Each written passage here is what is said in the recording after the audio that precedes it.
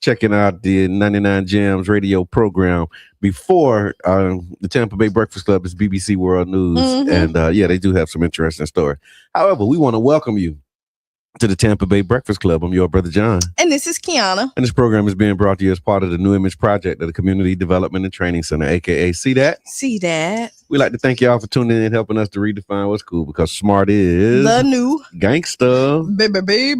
And if you don't know, now you know. And we also got to let you know the Tampa Bay Breakfast Club is an independently produced program. Therefore, the views, opinions, and statements expressed by the host, guest, or callers are their own and do not necessarily reflect the views, positions, or policies of Carafesta Radio, 99 Gems, its ownership, management, affiliates, sponsors, or partners. Basically, when we speak, we speaking for ourselves. That's it. Yeah, so don't call a principal. Good morning, Miss Urban, Chandra. What's good? Man, we've been hanging out. Urban is the place to be. It is. Urban is the place to be. So we had the birthday party at Urban. Had a wang dang doodle and an amazing good time. I saw on the post, they was like, what a picture of the squirrel. Are you doing something? That was Sharonda. Yeah, Sharonda said that. Sharonda did this. Well, it was her. She killed the squirrel. Yeah. The squirrel is officially dead. Sharonda Davis killed it. Miss Eva, what's good? Miss Eva found her dance partner, my brother. They was out there juking. Then they reunited at the block party. Tiffany had a good time. So yeah, Urban is the place to be. And then I know there was a event yesterday. Was it yesterday or Saturday? The Mr. Edmond, they did some mental health and mental wellness out there.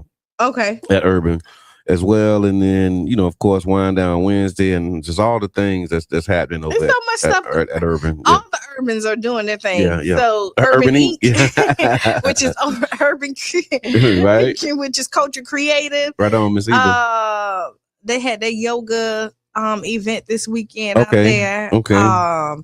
So yeah, like it's just you guys, urban. Both of the urbans have a book club. Yeah, I'm that's gonna right. say yeah. So they got some books. So like, if you're looking for something to keep you grounded, yeah, and I'm gonna say that That's keep you right. grounded, That's right. and help you find your creative juices, you can Yeah. go either to Urban Drinkery Yep. or Culture Creative, Yes. right? Absolutely. And so the urbans are doing what they do is putting neighbor back in the hood. Yeah. Speaking of putting neighbor back in the hood, we had our first community block party.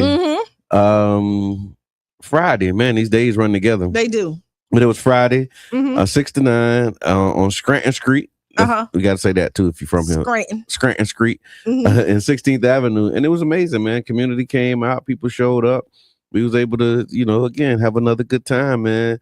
A funky good time. A party with a purpose. You know what I'm saying? And really just a way to get people to come outside and get some resources, information, find out what's happening, and learn about the neighborhood association. Miss Eva says the block party was amazing, and it was. And we're gonna run it back. So our objective is to identify people in the community who can serve as community connectors. Yes. Right. And so now we know on each block, like who's the person that can get people information, get them resources, so that in the event of a storm or a crisis or something, when we really need to pull up and pop out, like we have people in place, and then we also have systems in place, so we can just turn that thing on and make sure that people get the help, service, resources, and information that they need. So that's when we say a party with a purpose. That's what it's all about. Yeah. That's what it's all about. Yeah. Oh, today is the 30th. Yeah. Can't let the day go by. Today is my Auntie Betty birthday. Happy birthday, Auntie Betty. And for some reason, I was like a day ahead. Like, why we didn't get Miss Auntie Betty in here though? She will. She's gonna be here until next Monday. Okay, yeah, so we got to get her. Get her on the hair. She'll love it. 80 what? 82. 82, man. Come on, what we talking about here? We got to get her in here. And if y'all don't know my Auntie Betty, she's very spicy. Oh yeah, for real.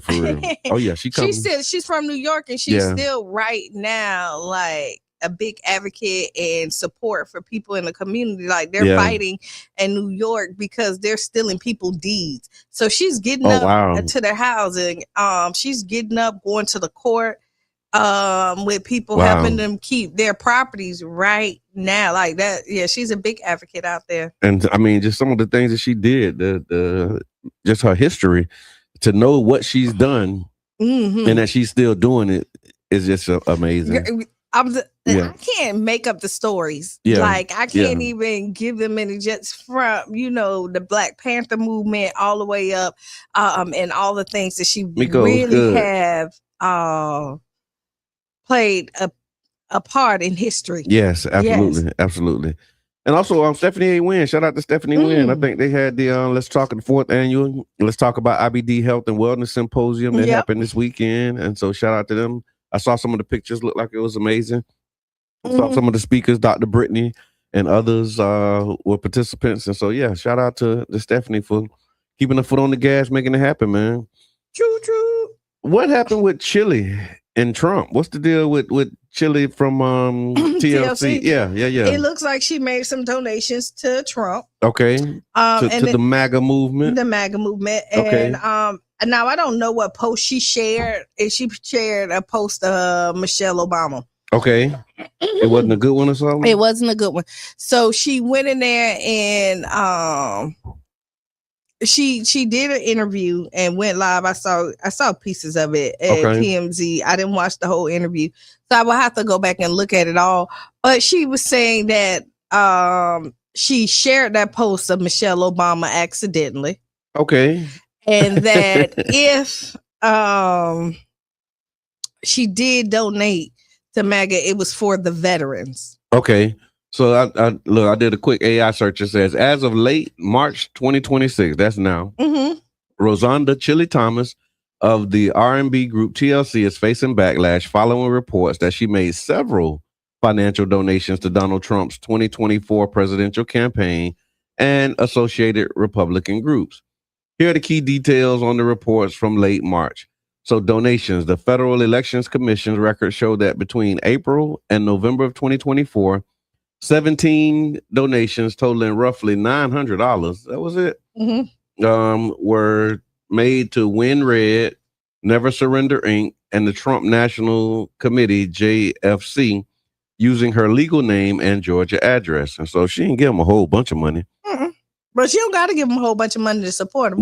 But that 900, so the 17 donations, that's probably when they send you the email and they like, hey, could you just do $26 by, 226 or something like that? Can you do $19? 19 people. But she did more. She did $900. 17. She said 17 times. Yeah. Okay, go ahead. But different donations. Yeah. But then her response, she denied being a supporter of the MAGA movement, stating on Instagram, "I am not MAGA, and I do not support any of the many policies that are causing great harm to the American people." She claimed the donations were a mistake, explaining that she did not read the fine print and believed she was supporting causes for veterans against human trafficking. So that's what you were saying. And so she didn't read the fine print. She thought that it was, supporting the cause. I rolled. I see the eye roll. I mean, to be honest, how I feel about it. Okay. I'm not. Your views are your views, and who you vote for is who you vote for. Whatever you find, whatever resonate with you, right? Mm-hmm. Just stand on it.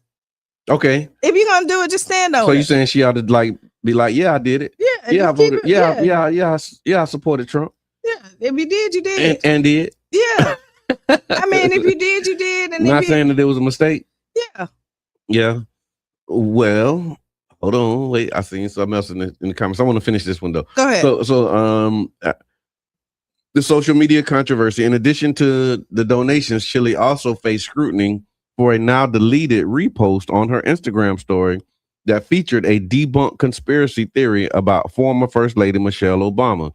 She described this as an accidental repost, stating she was not computer savvy and was unaware of the post until she was notified. So she made a mistake and didn't read the fine print on the donations. And she's not tech savvy and accidentally reposted the picture of Michelle Obama. This is not the first time that Chili has faced criticism for her political views. In 2017, she faced backlash for stating that all lives matter in an interview about the Black Lives Matter movement.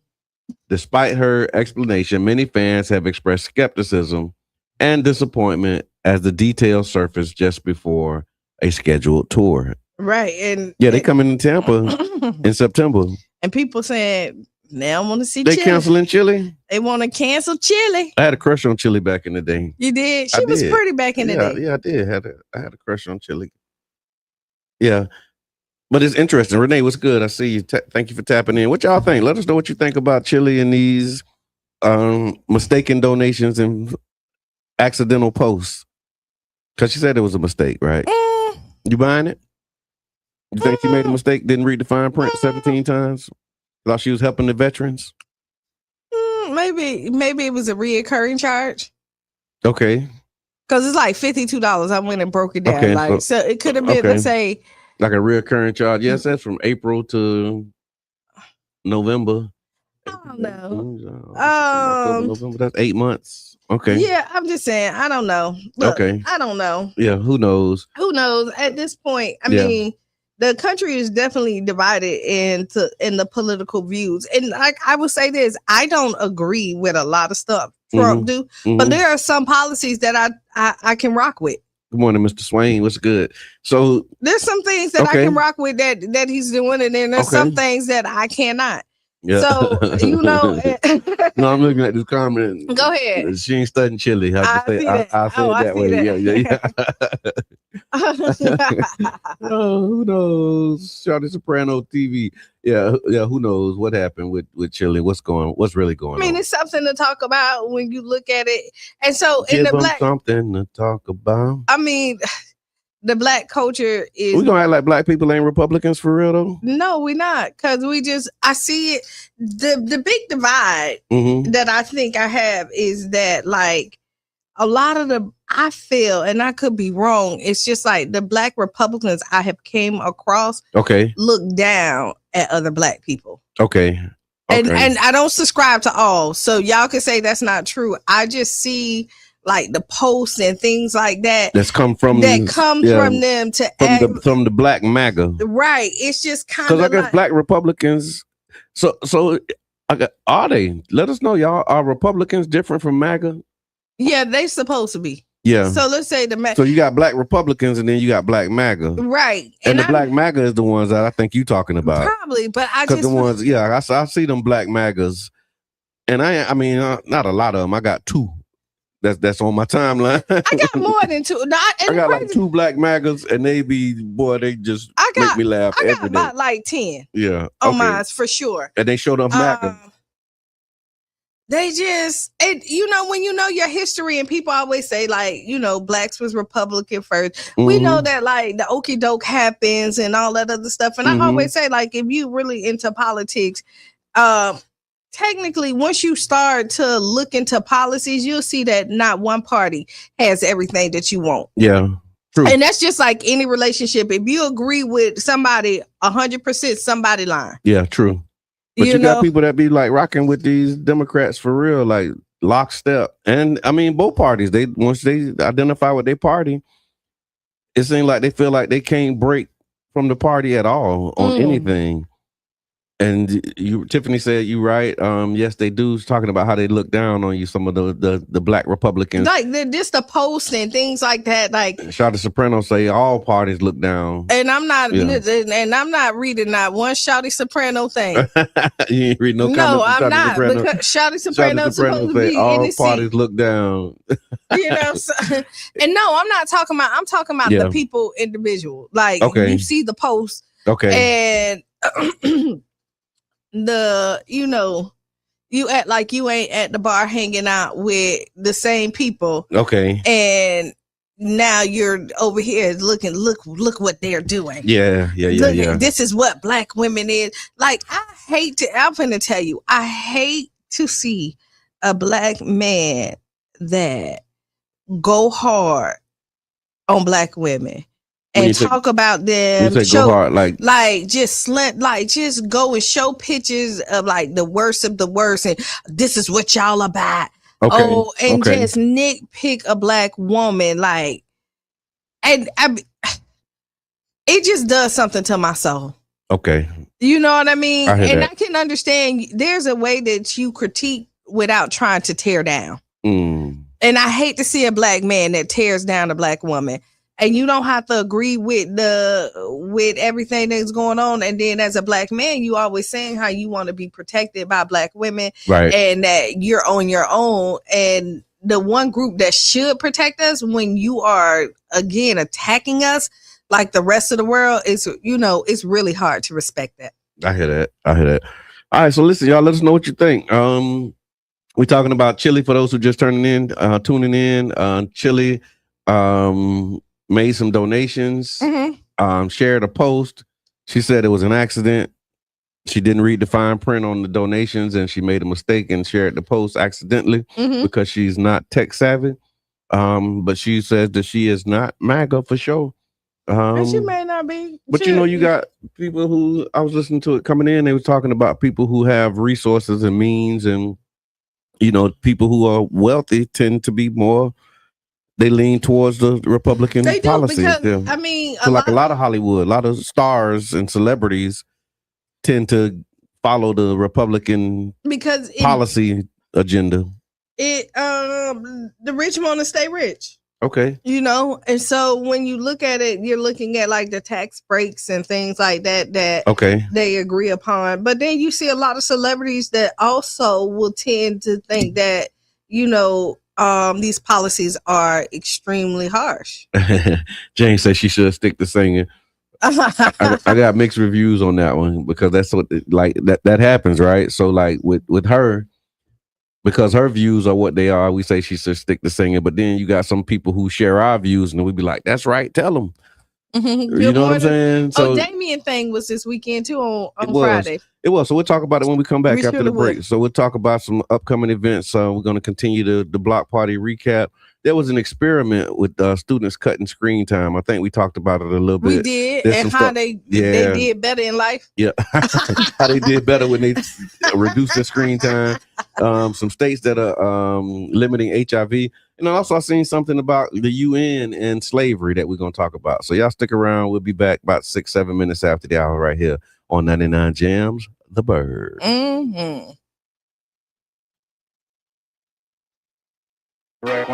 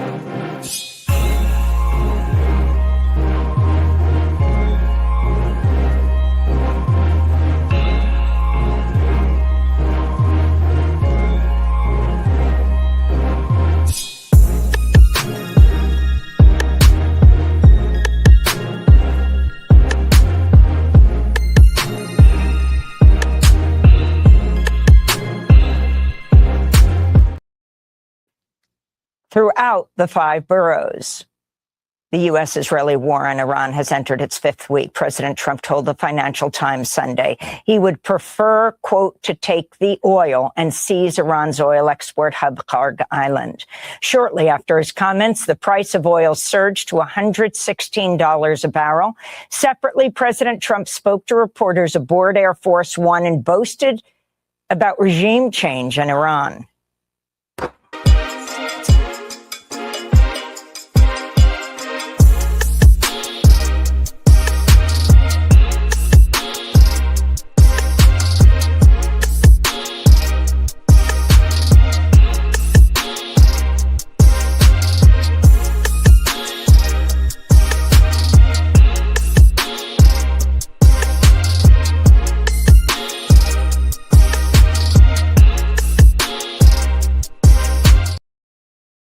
In Iran. Meanwhile, the Wall Street Journal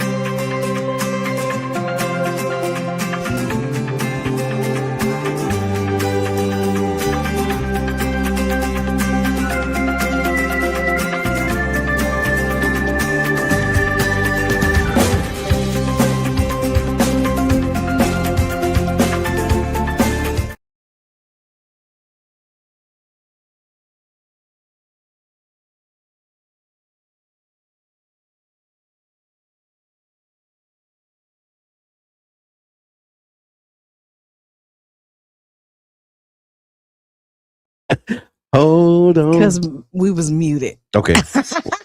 Well, we unmuted. We're unmuted. Yeah, so welcome back to the Tampa Bay Breakfast Club. I'm your brother, John. And this is Qiana. This program is being brought to you as part of the New Image Project of the Community Development and Training Center, a.k.a. See That? See That. And we like to thank y'all for tuning in, helping us to redefine what's cool, because smart is the new gangsta. Baby. And if you don't know, now you know. No. I'm excited. Yes, Biggie voice. What you excited about? Just life. Life is exciting. Just life. Yeah. That's it. Life is exciting. You know, I look at like all the hurdles and things. Yeah. Like when you just give it to God. Okay. Right. Let's talk about that. How do you just give it to God? When you understand that, like, you can only control what you can control, and the rest is out of your hands. Yeah. I'm big on that these days. And when you realize the rest is out of your hands, and let Him do what He's gonna do with it. Let go and let God. That's it. Yeah. It's easier said than done, but I'm finna tell you, it's so free. It gets easier when you do it often, though. It does. You be like, oh, okay. Yeah, it gets easier. That's it gets easier. To let go. So this is Motivational Monday, and we're talking about letting go and letting God. Have you had a situation where you had to let go and let God? So many. Yeah, just let go. So many. Yeah, that's true. So many. So after you let go, do you grab it again? I have. It is a temporary let go. Sometimes. Yeah. That's reality. Because you can let go for a little while and then grab it again. Yeah, that's another part of it too. It is. And sometimes the let go at that point is what's needed. Like every separation or let go, it doesn't have to be. You got to reestablish your grip sometimes. Yeah. So you can let go to kind of, powder your hands, dust your hands off. And then that relationship or whatever the thing is. Like, you know how like you take a pause, it's not working. We need to go back to the drawing board. Yeah. We need to redefine the rules and the things that I accept. You see the posts of the things that I accepted before don't mean that I'm accepting it now. That's right. That's right. Things that I let slide. Yeah. Somebody told Reset, reposition, all of that stuff. Yeah. Realign, like all of those are valuable tools for self-care. And we were talking all of it. And my mind is just going in. Before I forget, happy belated birthday to Bo. Okay, happy birthday, Bo. Every day is your birthday, man. I don't believe in belated. If you woke up this morning, it's your birthday. You got another opportunity. So thank y'all. And thank you both for let's keep on having them, man. Mm-hmm. But yeah, so Motivational Monday, man. It was something else that I had on my mind, but I can't think of what it is. Because we were just talking about let go and yeah. What about you? Yeah. No, just letting go, and then sometimes you can grab it back, and then other times you let it go and it's gone. Yeah, because you know how like if you have a balloon in your hand, and if you let it go, sometimes you can jump and still grab it and pull it out, and then sometimes it's so out of reach that you just gotta let it go. Gotta let it go. Yeah. And celebrate the time and remember the time that you had with it. Speaking of things that's happening as well, so the Pinellas Diaspora Arts Project, they're hosting the 4th Tampa Bay Chalk Festival on the Deuces happening on May 2nd, right here in St. Pete. So they're turning sidewalks along 22nd Street South and 7th Avenue, between 7th and 9th Avenue, into a colorful outdoor gallery. The best part is that anyone can participate. So whether you're a professional artist, a beginner, or you just want to bring the kids out to draw and have fun, they want you to be a part of it. There will be music, children's activities, food from local Deuces businesses, and even an environmental panel discussion about protecting our planet. So mark your calendar, save the date, May 2nd, come out, bring the family, bring your creativity, and be a part of the Tampa Bay Chalk Festival. You can get more information and register at PinellasDAP.org and find out about what's happening over there. I seen them on Saturday. Okay. So Saturday I went down to Ferg's. Okay. It was nonprofit day. Okay. I seen them promoting something, but I didn't know what it was. I thought it was because the games they're getting ready to start playing back in Tropicana Field. Nope, it was nonprofit day. Okay. And so anybody know that I work with people with disabilities. Okay. And so one of the gyms that that's a part of the community, they were down there. So if you're looking for, if you're looking for somewhere for a person with disabilities to go and get physical therapy, or just looking for a community, now it is in Largo. Me and You is something that you should look at. A great gym. That's what it's called, Me and You? Me and You Abilities. Okay.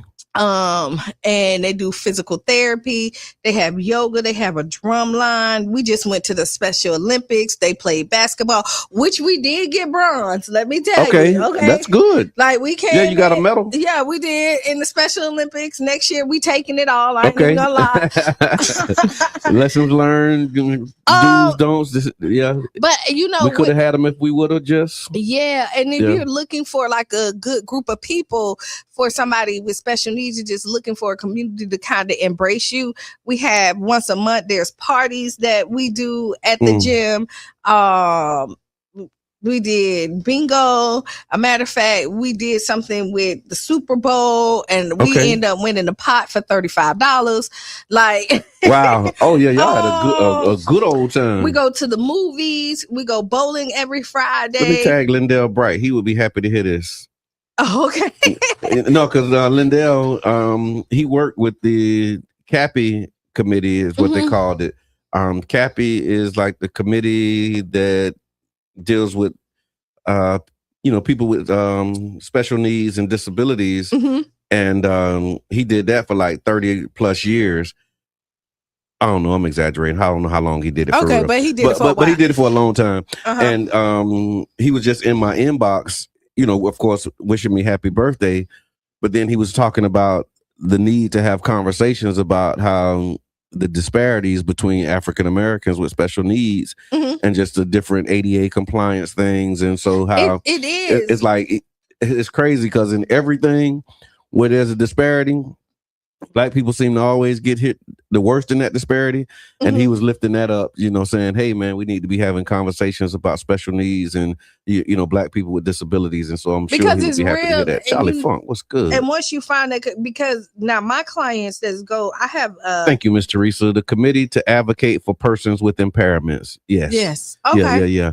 And he did that for a long time and really was making some moves and really making sure that we understood as council members and the administration really understood the needs, the challenges, transportation, like curb cuts and just different barriers, you know what I mean, that people with special needs have, and real big as far as an advocate. And so thank you for your work that you do, Lindell. And I wanted to tag you because I'm sure that you would have been happy to hear what Qiana's experience was. Yeah, if you're looking for a good community, me and you is a good place to start. It's really hard to find good places. Okay. When you look like the day programs, a lot of the day programs, unfortunately, don't do anything with it. It's just like a babysitting service. They're sitting up there. They're not taking them out. They're not doing anything. They are people just like we are. Yeah. And they have needs and they have wants. And with my program, the way that makes me special, I would say, I like that. Yeah. Is that once I learn my clients, I surround my day around them. That makes sense. So like, I know what make my clients tick. I know what they like and dislike, and I definitely respect them as adults because all of my clients are grown. Yeah. And just like you don't feel like getting up some days, they don't feel like getting up some days. And usually most caregivers feel like they have to put their will on them. Okay. And so like, this is the program and this is what you have to do. And if you don't follow it well, so you see a lot of unhappy or behavior problems when it comes from clients. It's a lot of time is because they're not being heard. Oh, wow. And because they can't physically speak, or there's some delays, or, they have like an elementary mindset. And so you think that you can still force it, but no, you cannot. Right. Because most of my clients, like, they don't leave me. Yeah. And I have like a waiting list. Right. For some, people trying to get on. Right, to get on. Because people got all trying to get back on. Yeah. Most people don't leave, but like, for me with this job, this is my labor of love. Like, I really believe, like, God say, like, do this. This is for you. Yeah. Because my clients, like, to see them and the joy, and because their families trust them with me. Right. And they can see the change. Like, I've been had the problem childs are all problem children that nobody else can, you feel like they can penetrate. Right. And once they get with me, like a lot of those problems like disappear. And it's really because of respect. I mean, you can get a lot done with respect, right? They say you get more bees with honey than vinegar. Yes, this is true. Yeah, and so just operating in that and really understanding the golden rule, a lot of that stuff too is, treating people the way you want to be treated. Or my wife, she's a caregiver, and one of the things that she always says is kind of in the back of her mind is this could be me, and so at any moment, this like I could be in this situation and I could need this help. And how would I want somebody to help me? You know what I'm saying? Or if it was your loved one or somebody that you like, you know what I mean? Like these ain't just random people. Like these are people for real. And how you treat people, regardless, says a lot about you. Yeah. And also, when we talk about karma and universe and all of that stuff, like, yeah, you can't just do people wrong and expect good things to be happening to you. Yeah. So thank you. And shout out to all of the caregivers and all those who do amazing work. Don't seem like it because I had to learn to work with it. I missed a piece of that, Charlie. He said, I work because I literally get no assistance. Wow. And then Miss Teresa said she actually hired Lindell to work with Cappy and the Civilian Police Review Committee. And we got some stuff on tap that we plan on doing with Lindell and another friend of mine. So y'all stay tuned. Y'all stick around for that. I saw the UN, they have called for basically the UN calls for reparations to remedy the historical wrongs of trafficking enslaved Africans. So this is another, I guess, chapter in this long saga in this book. Yes. Go ahead. Of how to address the wrongs that have been done to Black people, right? And so the United Nations, the General Assembly on Wednesday adopted a resolution declaring the trafficking of enslaved Africans as the gravest crime against humanity, calling for reparations as a concrete steps towards remedying historical wrongs. The resolution also urges the prompt and unhindered restitution of cultural items, including artworks, monuments, museum pieces, documents, and national archives to their countries of origin without charge. The vote in the 193-member world body was 123 to 3, with 52 abstentions. Argentina, Israel, and the United States were the 3 members that voted against the resolution. The United Kingdom and all 27 members of the European Union were among those who abstained and decided not to vote. What you thinking?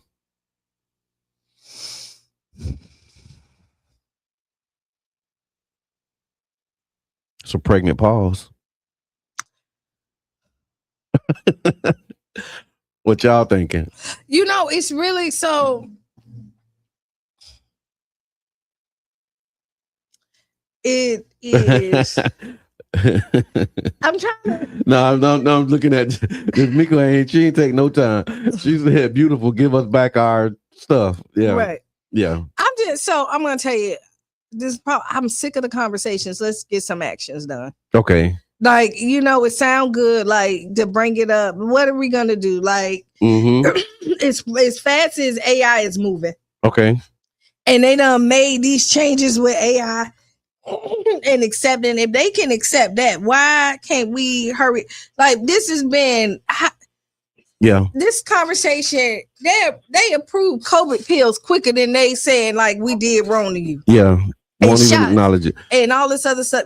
So I'll just go ahead. It's a motivational Monday. We talking about the UN voting to declare slavery as the gravest crime against humanity. What are your thoughts? Hey, just one and only Mr. Edmund. Good morning. Good morning. What's good, Mr. Edmund? I'm loving it. Oh, so this is serious. I think one of the main things, if I was them, I would have voted against it too, because what this does now is obligate a lot of people and countries to, reparations, right? Okay. Because at the end of the day, I know y'all remember we did the structural race study, and we had city council members was the same way as these 3 nations, right? Yeah. Some abstained and some, voted against it, right? And said we weren't seeing nothing and it wasn't nothing to see us. So I think when you put it all together, the reality is big shots out to the city of St. Pete. We leading the way in some things, but we are falling far behind in others. So I think Yeah, I'm just calling in. I ain't got nothing better to do. Right on. Well, I'm about to hang up on you. Thank you for calling in. Use your time wisely. Yeah, so if you're just tuning in, we talking about the UN and the call for reparations. And how do you not get tired?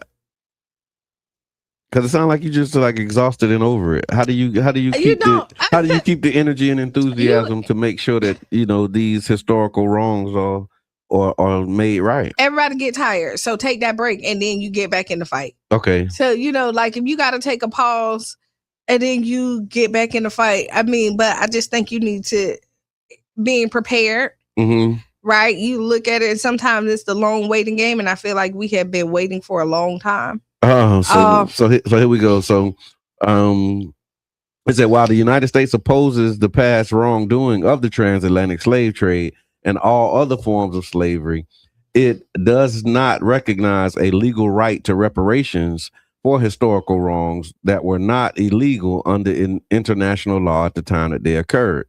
This is according to the deputy ambassador, is what they said before the vote. So they basically were saying it was legal when they was doing it. And so since it was legal when they was doing it, they shouldn't have did it, but it wasn't against the law then. And so we ain't trying to retroactively do something now that's, how can I say it? It's illegal now, but it was legal then. And so when it was legal, people benefited. And see, this is how you twist it to fit your narrative, how you want to. We seen them go back and be like, we wronged y'all, so we're gonna go ahead and fix it. We wronged y'all, but it wasn't really wrong back then. Right, but we didn't think it was wrong. But in other cultures and other scenarios, we seen them say like it was legal then, but no, we got you. Oh yeah, they're doing it right now. Yeah, like so-called dictators and how they want to overthrow other people's governments because they doing the same thing. But when they do it here, it's like, oh, that's different because we Democrats and Republicans and we got processes that allow us to do this stuff. So the United States also, this is according to the article, the United States also strictly objects to the resolution's attempt to rank crimes against humanity in any type of hierarchy. Mm-hmm. The assertion that some crimes against humanity are less severe than others objectively diminishes the suffering of countless victims and survivors of other atrocities throughout history. So I guess that because there's others who have experienced what would be considered crimes against humanity and they have received reparations. So now they're saying that, one crime against humanity shouldn't have a higher rank or severity score than other crimes against humanity. In the United States, support for reparations gained momentum in the wake of the murder of George Floyd by a Minneapolis police officer in 2020.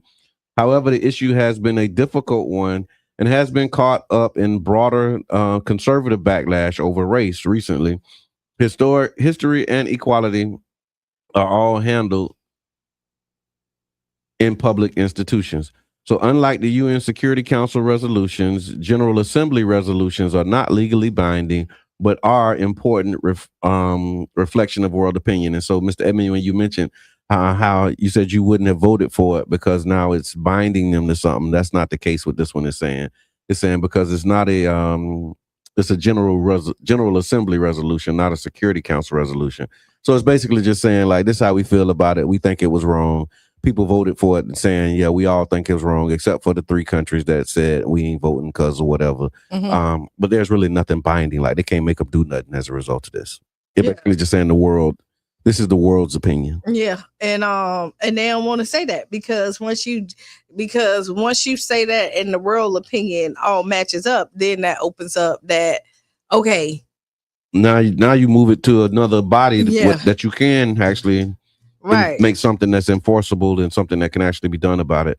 But yeah, I think at this point, definitely continue having the conversation. Mm-hmm. Be clear on what you want, but know that you asking people to give you something that they have no desire or will to do. And so you better not wait on it, but you can get up and do something for yourself.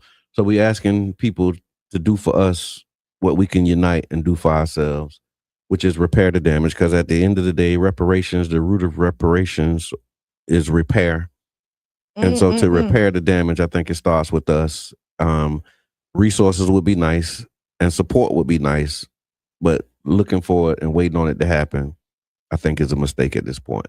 So yeah, so we tapping in, y'all. Let us know. Put it in the comments. What are you thinking? What do you think about the UN resolution that basically says that slavery is a crime against humanity?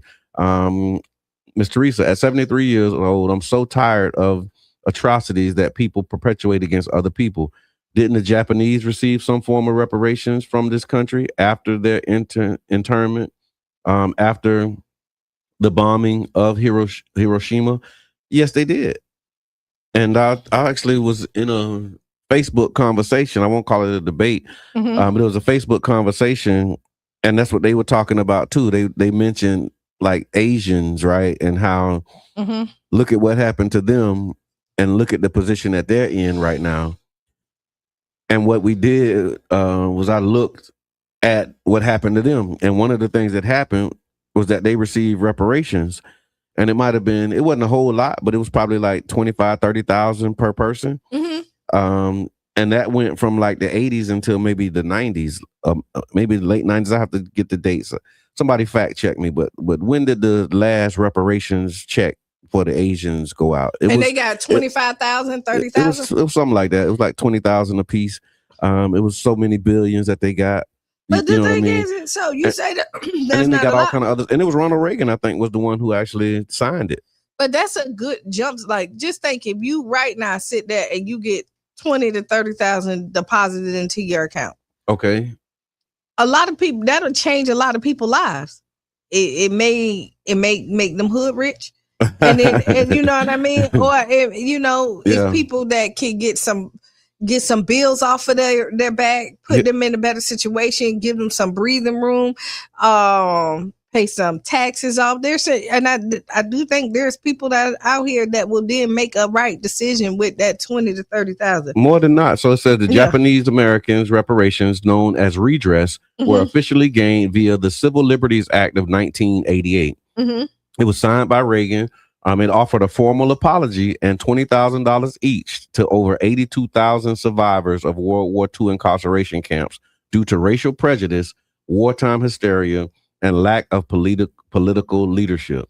The total payout, they said, was more than $1.6 billion, and it was paid to the 82.25 eligible individuals. Recipients had to be alive on August 10th, 1988. And they were of Japanese ancestry or the spouse or the parent thereof, who was incarcerated by the U.S. government. And so that's another one of the questions is like, how do you qualify and who gets it, right? Oh, and check this out. Other historical reparations from World War II. Following the war, Japan made reparations to several nations in Southeast Asia. Okay, so this was Japan paying them. So they paid the Philippines, Vietnam, Burma, and Indonesia. They also paid reparations as well. Yeah. So yeah, it's not uncommon. It's not unheard of, and it's happened in our lifetime. Yeah, he issued a formal apology, and reparations were paid. It began in 1988, and I think it ended maybe in 98 or 2000. All right, because they took time to make sure that they got that money. Yeah, it's just not. They just don't want to pay us. Yeah. I mean, you think about it. They said 82,000 Japanese. It was millions of blacks, African Americans, or colored people, think Negroes. About, the money that's thrown away. So, do you give it to Negroes or do you give it to colored people? Like, if your birth certificate say Negro, does that mean you get it? How do they determine? I don't know. If your birth certificate said Negro, if it said colored people, you get it. Okay, but we African Americans. Then you get it too. but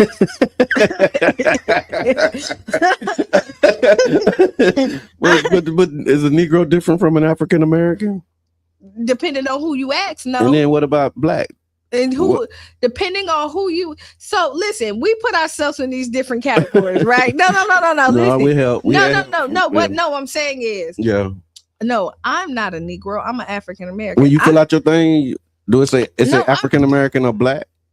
Yeah, put together. But then they put it together. Black / African American. Yes, they do. Okay. It's not black separate from African American. Yeah. What happened is you'll hear people be like, "Nah, I'm black. I ain't no Negro," right? Okay. And then you'll hear people say, "I'm not African American. I'm American." You know, you'll look at that. Now you got indigenous people starting to reclaim their indigenous roots. I'm talking about just how you put as black people. Black African American. We put ourselves in. Oh no, I'm not black. I'm Haitian. You know what I mean? Okay. I'm not black. So you start talking nationality, and then you start doing it to separate yourself from the blackness. But okay, I'm just going to say this. Okay. And I don't know if y'all know that. When everybody look at you, they don't look at you and see an African American. They see a black person. However they see the one color that's on you, and they don't want to separate you in your different classes when you have this brown skin. And it's us who try to put ourselves in this, society that put us in this hierarchy that, like, if you're lighter, you're better. You know what I mean? Yeah, and then the darker you are, and then you try to disassociate yourself with the black Americans and be like, oh no, I'm Cuban.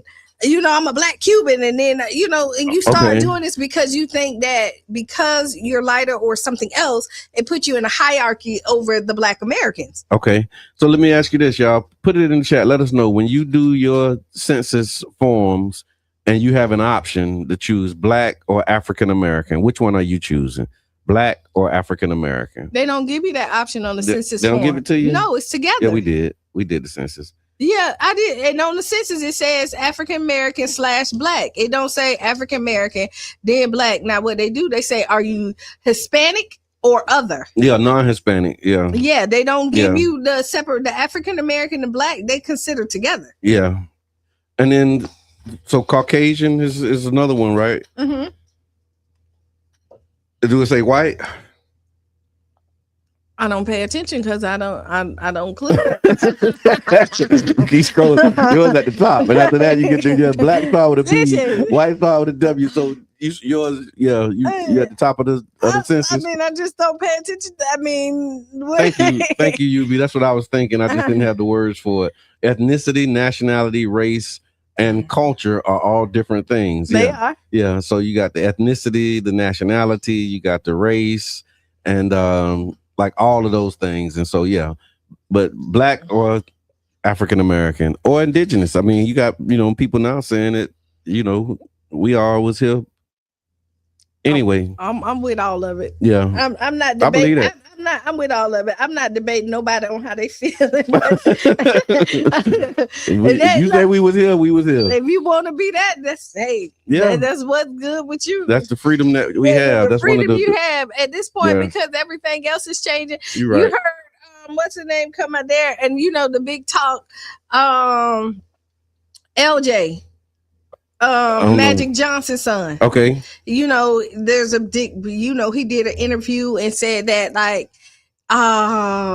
he only dates straight men. Okay. I don't know how that's possible. So he only dates straight men. Yes. Okay.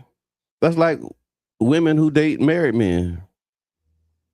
He's saying straight like how some people see married.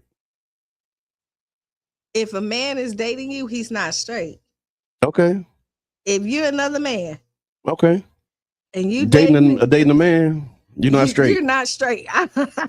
Yeah, that's how we understand it. But man, the world is crazy place. But people then try to define stuff to separate them from others to make it okay. So you a man and you say you only date straight men. Right. And then this man is undercut. Like if he is attracted, and if messing with a man, that is. Yeah, man who mess with men is gay. Right. Point blank. Period. But I mean, we in a time where if you say it and you get enough people to retweet it, it becomes true. There's probably a whole bunch of people that right now, if we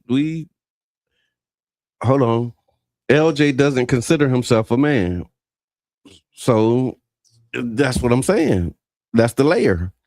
So if he don't consider himself a man and the men who he dating don't consider himself a man, then these men in their mind, they dating a woman. So look at me like that. I'm over it. I'm with Charlie Funk. It's all in the mind, according to some people. And I will say that, like, I'm very open, but I'm one of, and y'all. Yeah, some things are simple. Some things are complicated. And this don't have to be so complicated. And we have complicated this a lot. Just like when they want, like, cisgender. How they said it? Yeah, that's straight. Right. Cisgender. Yeah. Yeah. No. I'm straight. Like, I didn't ask for that title. Cisgender. Yeah, I didn't ask for that. No. I got a whole thing on that too. We can run it back, but I did a lot of research on and these different just genders. Said that even though he doesn't consider himself a man, that doesn't mean that he's not a man. I mean, that's the debate. I mean, we know that, but now when you try to get them to understand that about themselves, like, who are you to tell that person that they're not a man? No. I respect where you at, right? I mean, even though it's clear to me that you're a man, but if it's not clear to you that you're a man, then where does the line with respect get drawn? And I respect that, but then you can't, when you say I identify as a woman. Hold on, the views expressed. Let me just say this real quick, because it's probably going to get us in some trouble. Because you just got to tell the truth at some point. The truth as you see it. So the Tampa Bay Breakfast Club is an independently produced program. The views, opinions, and statements expressed by hosts, guests, callers are their own and do not necessarily reflect the views, positions, policies of Carafesta Radio, 99 Gems, its ownership, management, affiliate, sponsors, or partners. With that being said, y'all, if I see you as a man and you don't see yourself as a man, does that make you a man?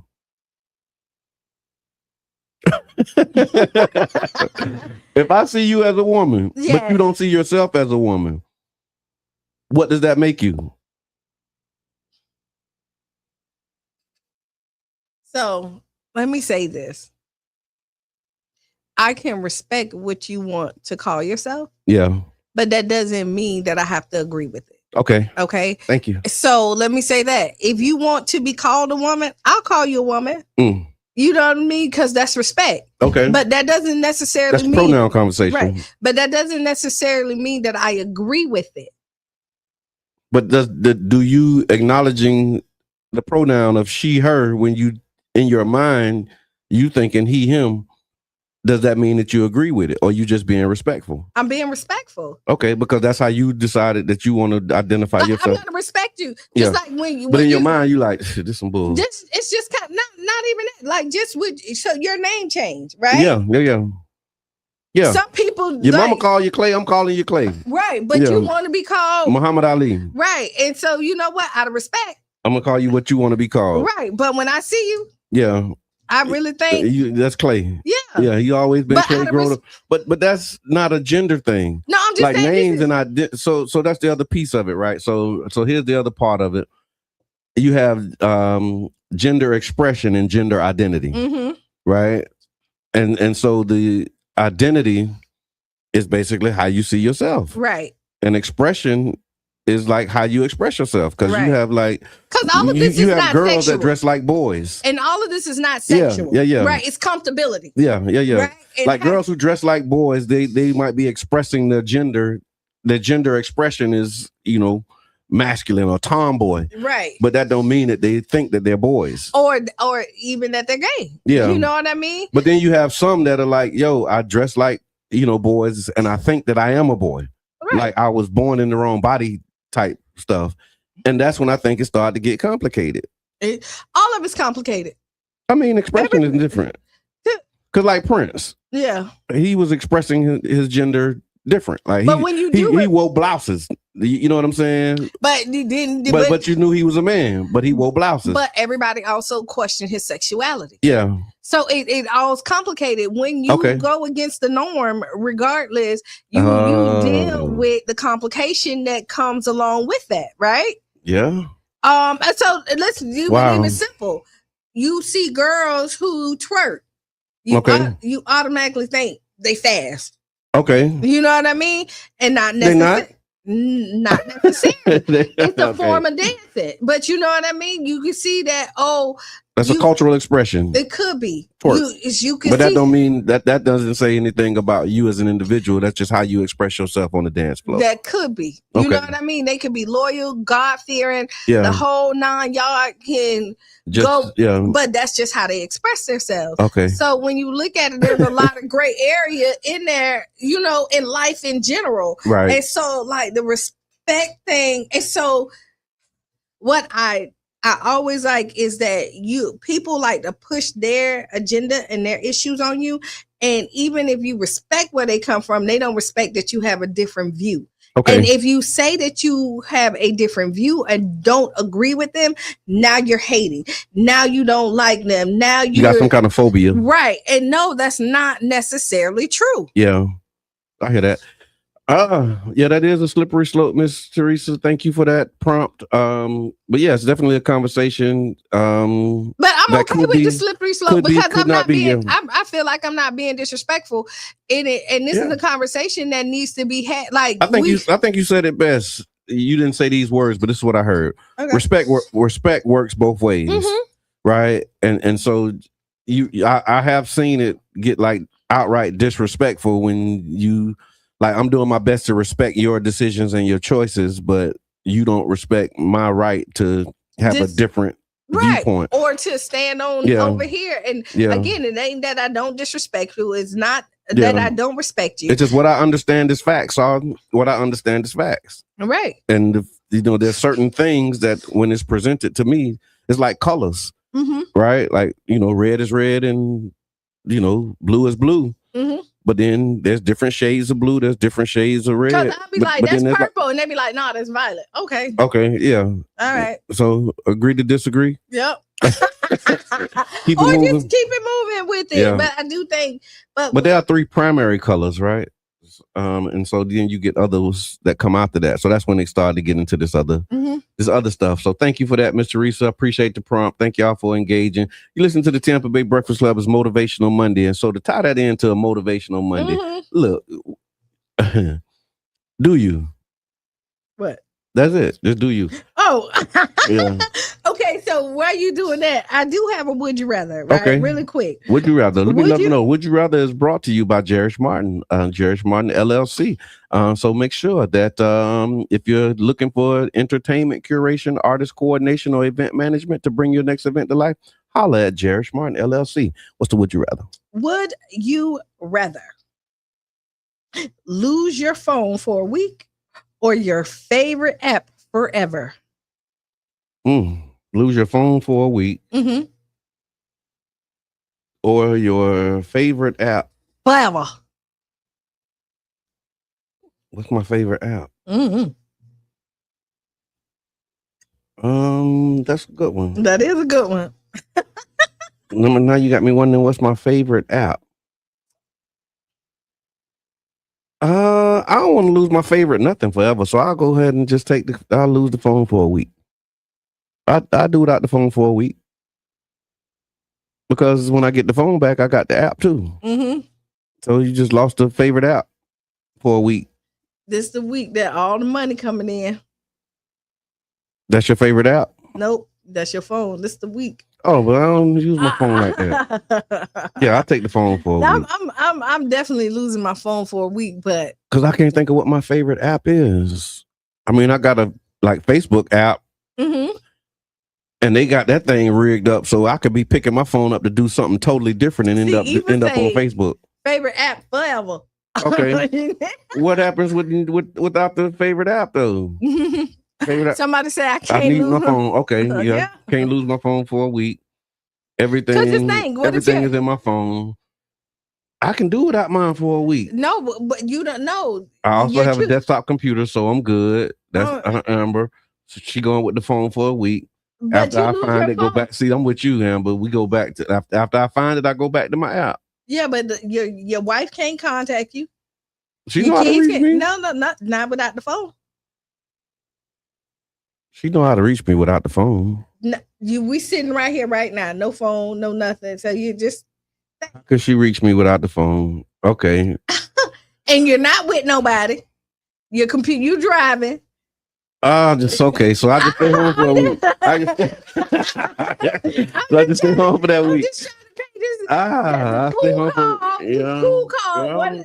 One of the grandkids with no home phone. When you lose your phone, you lose all phone privileges. But that's okay. God, dog. Because it seemed easy. She can email. Yeah, she could email. But you're driving, so you don't have access to that right now. Usually, your email and stuff is all on your phone. And on top of that, let's say you don't know any numbers by heart. I know a couple, but no, not as many as I used to. No, but not as many as I should. So now you got to pull over, and who you calling? Because you ain't got no phone. You stuck somewhere. You need help. Yeah. And who are you calling? Doing it like. But I mean, you assuming that the world from the end in this week. No, I'm just saying. Like I can take a week. Give me your phone for a week. I'll lock it up. Let me see what happens. I would love that. I really would, because y'all know I got a complicated relationship with my phone anyway. You do. So, we did survive no GPS, and you got to know your direction. So if you don't know your direction, that would be perfect to say. Why you call me, bro? Man, Q had my phone for the week. I get my phone. But yeah, that's true. Tiffany says if you're an entrepreneur, it's impossible to go without your phone for a week. For work, I have to. I use my phone as an authenticator for some of my work applications. So yeah, it's definitely a challenge for more of a challenge for some than others. Mama Blue say smoke signals. That's what I'm talking about. We do some drum circles or something, bat signals. But you're the only one that knows it.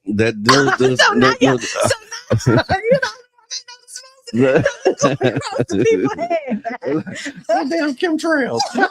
They're trying to kill us. Looks like somebody else on fire. They're trying to kill us around here. Oh my God. I'm still going without the phone for a week. I'll be back to the app. I'll come back to the app. I'll probably go without the phone. I'm just painting the picture. That is a picture that you gotta, sit with for a minute. So definitely.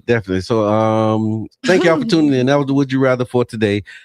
We do have an Ask Qiana. Okay, let's run it. Let's do Ask Qiana. Okay. Ask Qiana brought to you by the OCGC, the One Community Grocery Co-op. Also want to give a shout out to the co-op. We did a work day over at the St. Pete Youth Farm on Saturday, and it was really amazing, man. And if you haven't been to the St. Pete Youth Farm in a while, you're definitely in for a treat. So I say make sure that you pull up, go to the St. Pete Youth Farm. We were showing you some of the clips about what they're doing and what they have been doing at the youth farm, but it's amazing. So they've taken down the wall. You remember the Enoch Davis wall? Oh, okay. And so you remember when you pull up into the parking lot and that wall that was there, they had the mural on. So that wall is gone, and now you can actually see the connection between the youth farm and and the Enoch Davis Center. So it's like that was a big thing. I also ran into Jabari Reed. He's out there painting a mural on the side of the youth farm entrance, which is amazing. So I was able to chop it up with my brother, catch up, check in with him while I was at the farm. Did some composting, and I realized, boy, composting ain't for the weak. So yeah, whole nother story. But yeah, shout out to the St. Pete Youth Farm and the OCGC. Again, you can join the community, One Community Grocery Co-op, and be a proud member owner today. OCGC.coop. Yes. All right. So, dear Qiana, my ex proposes to me every single year on my birthday. And this has been going on for 15 years. And every year I say no. At first it felt romantic, then persistent. Now it just feels like pressure. I've moved on emotionally, but he keeps showing up like one day I'm just going to change my mind. Part of me feels bad because I know he's serious and consistent. But another part of me is like, how many times do I have to say no before it's respected? My question is this persistence or is it crossing a line?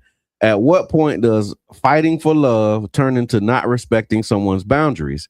Am I wrong for still entertaining the conversation every year instead of shutting it down completely? You said no. They say keep on asking, keep on trying for what you want. If at first you don't succeed, you try again. Okay. And it really do sound like this person is kind of respecting boundaries because they only ask you once a year. Okay. Kinda. Okay. Like they're not, and then once a year, like you know that it's coming. And if you don't, block the person. Okay. Don't cut the person. Like don't enter if you really don't want the because you have the power to really like cut this off. Yeah. It's not like he's asking you every day. It's not like you're going out on dates with this person. You know what I mean? And so if you really are that bothered about it, block them. Okay. Stop entertaining 15 it altogether. years, huh? Yeah. I mean, and one day listen, one day you might be sitting in there and be like, you know what? I can't wait till I'm going to give old Clarence a... You know what? I've been sitting up here.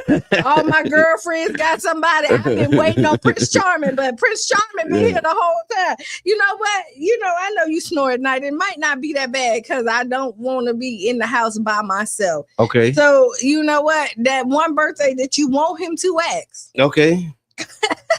And he don't. Then you're gonna be like, what happened? What happened? Why you? Hey, so next year may be the year. Next year, and that's how he feel. Okay. Next year might be the year. So he don't take it as a no. He take it as a not right now. Not right now, maybe because you're still and you're still engaging. You're still engaging. Yeah. And it doesn't seem like that's so sweet. But it doesn't sound like But no. But it doesn't sound like you have moved on and found somebody else either. Instead, like. Because if you got somebody new and they can see you entertaining a text message from your ex asking you to marry them, like they're gonna be like, what we? And if you say like, I have somebody else, I need you not to send that. Yeah. Then that becomes, me saying no. It's one thing. It's one thing. You saying like, please don't send me that anymore. Like it's dead. Yeah. That's another layer. That's another layer. Now you're looking at boundaries and disrespect. Okay. So this is just persistence right now. Yeah, it is. And it doesn't seem like they're they're not coming in and, Yeah. So if you really wanted to stop, tell them that no. Yeah. Not just no, please stop sending me this. If you don't say that, that leaves that door open in my mind. What about you? What you think? I think you're right. Yeah, I think that definitely leaves it has to be some level of comfort or comfortability for them to feel comfortable like making that request and doing that, showing up in that way. Yeah. Because if there was like you said, if you didn't leave the door open, then you wouldn't get that type of request. Right. And so the door, whether intentionally or unintentionally, they still feel comfortable. They don't feel like it's an issue. They don't feel like it's a challenge, maybe because you haven't made it an issue or you haven't presented it as a, like, hey, this is really weird and you need to stop. Right. You laugh it off. Nope. He just do that every year. Yeah. And just think about this. How many people who asked their spouse to marry them and they were together? No, not right now. Yeah. No. And then the timing is right. Then they end up doing it and then you see them get married. Okay. Engagements, happen and stop and Yeah. They figure it out and they get back to, so. Yeah, people be engaged and then break off engagements and then. And so what re-engage. Yeah. They get married, get divorced. I know friends and then get remarried. Divorced and remarried. Yeah. I got a friend that remarried the same person like 4 times. Really? Yes. Wow. And that sounds expensive. It did. And the last time they did it like 3 times, to be honest. Okay. And the 4th time at this point, they're not back together. Okay. But when they went, the people at the courthouse was like, what is y'all doing? You sure you want to file this? Yeah. Like they was like, okay, like listen, what are y'all doing? Like you hold off, come back, y'all think about this. Like buying a gun. Yeah, like we gotta give you a time period to just really sit and think about is this something you really want to do. Don't send this paperwork in yet. Because we done seen y'all a few times and y'all wow. Save your money right now because y'all finna reconcile. Like yeah. No, when they asked me when I got married, is this your first marriage? And I was like, hopefully this will be my last and my only. Like I ain't trying to make this a series. And at this point, Mama Blue, he probably don't even have a ring because he's knowing that the answer is probably going to be no. Yeah. So the question was, does the rock get bigger every year? Yeah. And then I like what you said. It's just a tradition on your birthday. Oh, yeah. At this point, like. Yeah. Because if you ever mess around and say, yeah, he'd probably be like, nah, I was just playing. Yeah. And you be like, this the year I'm gonna say yes, and when you say yes, he gonna be like, oh, whoa, wait, nah, hold on. And I almost said, and my first thought would say, tell him yeah. Okay, just tell him yeah. And then see where that goes. And see where that goes, because I'm thinking he's not as serious as he said. Because one thing, if you're serious, super serious about something, you do it more than once a year. Like you start to do the preparation, and if you want to be a husband, you start to show that you are husband material. Okay. If you want to do something, you start to set up. And a husband don't only wait 1 year to make stuff happen for you. Mm-hmm. You know, they show up year round. You would want that to be your husband, right? And so if he's only there once a year, I'm not really taking him serious. Okay. Either. Yeah, I hear that. All right, well, there you have it, folks. That was the Ask Qiana for today. The Ask Qiana, again, brought to you by the One Community Grocery Co-op. And again, we want to remind you that the One Community Grocery Co-op is up and running full swing, man. And we're still pushing towards our mission for 300 founding members. I think we might be tapping on the door of 200 right now. And again, once we hit that milestone, we're going to move into the feasibility phase, start scouting out some locations and bringing this community grocery store to life. And so we definitely need your help and consistent support to do so. You can join again by going to ocgc.coop. And if you need help signing up, don't worry about it. We have some member owners that can assist you. Also, candidates, if you're running for office in 2026 and you're looking for a real way to connect with the people and the community, 99 Jams the Berg has a space for you. You can underwrite a show, build your audience, or share your message. Our listeners tune in because they trust the voices on this station, the culture, the conversation, and the connection. So underwriting a show is one of the most effective ways to introduce yourself, highlight your platform, and stay in front of the people you want to serve. And also, candidates are, if you're having parties, if you're doing events and you want the Tampa Bay Breakfast Club to come out, because we're nonpartisan over here, right?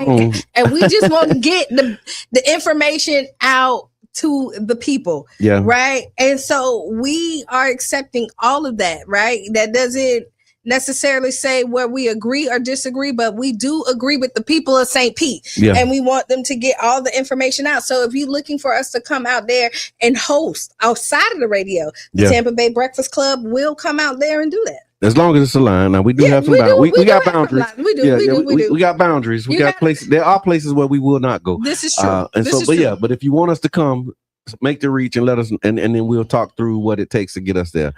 Also, the Black Money Movement is bringing energy. There's some big events that are coming up. So the Cash Mob at the Canopy 18, that's happening Sunday, April 5th, 12 o'clock. Come out, eat, spend, and support local business. And then following that, starting in April, which is Wednesday, wow.